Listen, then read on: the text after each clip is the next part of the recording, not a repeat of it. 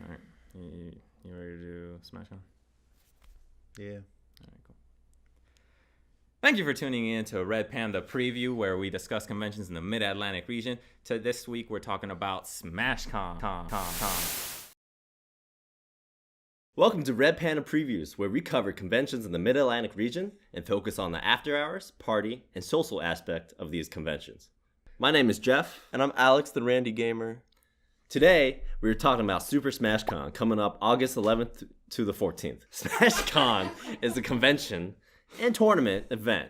We're covering this preview since this event is slightly different from the usual anime and video game convention. And we have more experience in that type of situation compared to the other Red Panda players.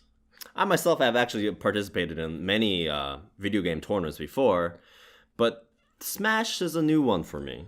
And I'm a mediocre Smash player, but I've been to SmashCon before, and I've been to a few of these local events, and I have kind of a understanding of what you can expect from SmashCon and also from a lot of the players at SmashCon.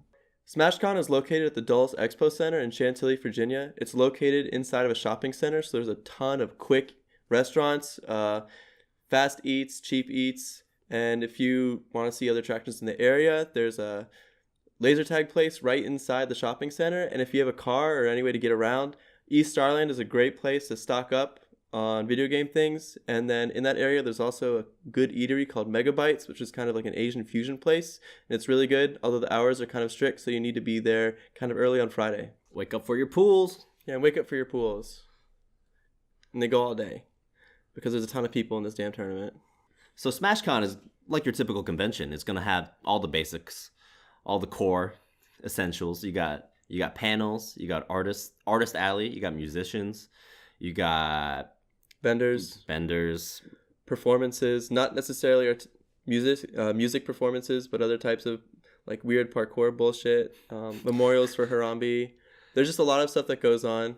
There's the panels are going to be like some, Smash players, Smash community members for panels. There's going to be that the documentary crew is going to be there. A lot of streamers are probably going to be there.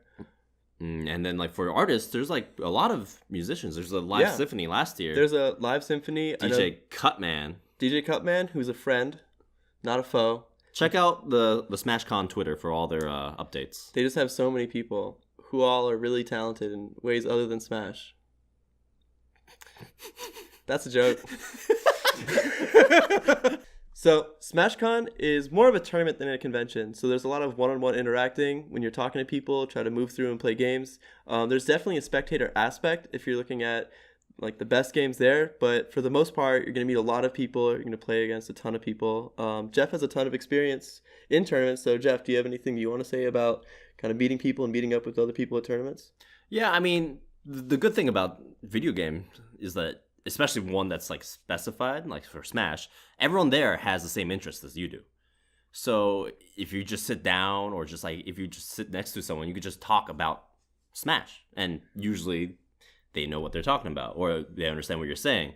And there's so many casual setups too. You can just sit down, wait in line, trying to play some friendlies, casuals. Yeah. So there's a lot of setups at SmashCon for all the games there. You're going to see a lot for Smash 4, Melee, Smash 64, Brawl. Home run contest at some booths. But a lot of these are going to be used for the tournament. A lot of the TOs have to bring their own setups, and a lot of the setups are going to be used in the tournament. There's a ton of players, so getting a casual setup might be a little difficult. If you really want to play casual setups, it's probably more useful to just find people you did well in pools and then try to play in the hotels. But don't fret, because there are people that always bring a setup that they just want dedicated casual setup, which you'll find the Expo Center is probably huge, right? Yeah, Expo Center. There's gonna be space. Someone's gonna have a setup. You could just walk up to them and be like, "Hey, like, can I play?" And if you really want casual setups, the last day, Sunday, we'll have a ton of casual setups. The big thing is when finding a casual setup is, it's gonna sound kind of harsh, but Smash takes a long time. And there's a lot of people looking for casual setups at the same time to play other people. And you want to pick people who are around your skill level. Another good tip is that during pool play, you can actually, talk to everyone in the pools. And if you play a guy, if you win or lose, you can just, ask him if, hey, you want to, after the pool's over, like, you want to go play some more sets. And that's the best way to, 1, get better, 2, play games, and 3, socialize. Yeah, and during the casual setups, when people are there, if you see and meet other people during your pools and you see them playing casual setups, they're more likely to, talk to you when you play there. It's a good way to gauge what you can be doing better in play. The Smash community is very open in how to improve. Everyone is trying to get better. So if you are getting walloped by some guy over and over because they're doing something on you, you can ask, what are my defensive options? What should I be improving on here? As long as it's specific. You don't want to just get 4-stock really easy and then ask the guy, what should I do? Like, should I change to Fox? Like, they are not going to be able to give you really general information about it. You want to ask specific questions when you want to improve, especially when you're getting stocked over and over and over again. So if you're really looking to level up at this con, you can ask players where they're from. There's going to be a lot of out-of-town players. There can be a lot of local players, and hopefully you'll find some from your area, and they can tell you the good weekly events to go to, where you can kind of join that community, join the local community for the weekly or monthly events that they have there. Dulles Expo Center closes around midnight, so if you're trying to find more games or more people to hang out with, your best bet is really trying to focus throughout the day, trying to meet up with as many people as possible and get contact information with them. If not, you can always hit up, social media, Twitter, Facebook, just make a quick shout out, hey, where the game's at, who's having fun. Yeah, there's definitely a lot of people who are going to be broadcasting that they're doing casual setups in their rooms, money matches in their rooms.